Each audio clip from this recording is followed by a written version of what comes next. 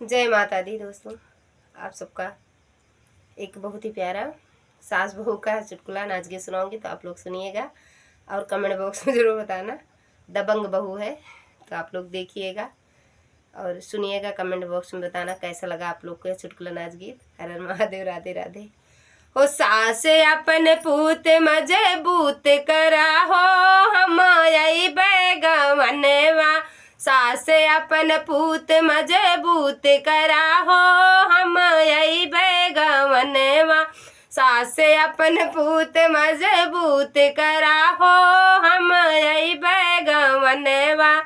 जाई कहो मुरे बारे ससुर से, जाई कहो मुरे बारे ससुर से, बारे ससुर से हो, बारे ससुर से।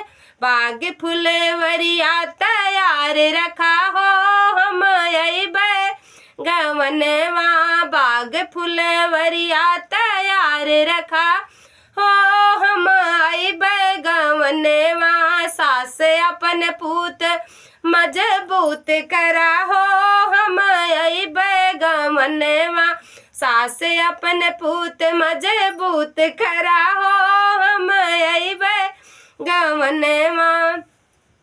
जाई कहो मोरे बारे जेठ से, जाई कहो मोरे बारे जेठ से, बारे जेठ से हो, बारे जेठ से।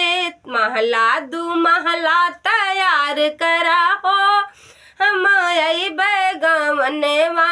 महला दू महला तैयार करा हो, हम यही बैगवनवा।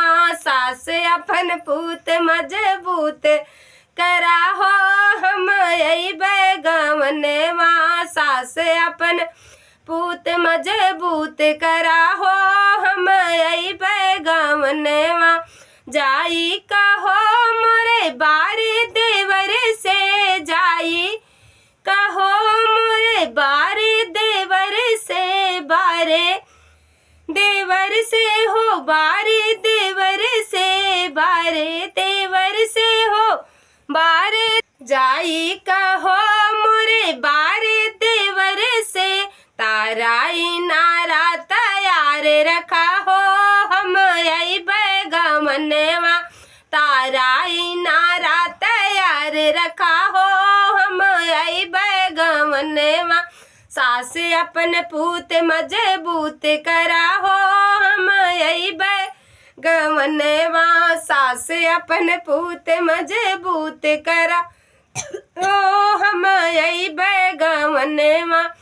जाई कहो मोरे बारे सजन से, जाई कहो मोरे बारे बलम से, बारे सजन से हो, बारे बलम से। लाली पलंगिया तैयार करा हो, हम यही बैगवनवा।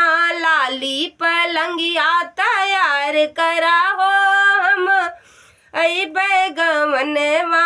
सास अपन पूत मजबूत करा हो, हम यही बैगवनवा। सास अपन पूत मजबूत करा हो, हम यही बैगवनवा। सास अपन पूत मजबूत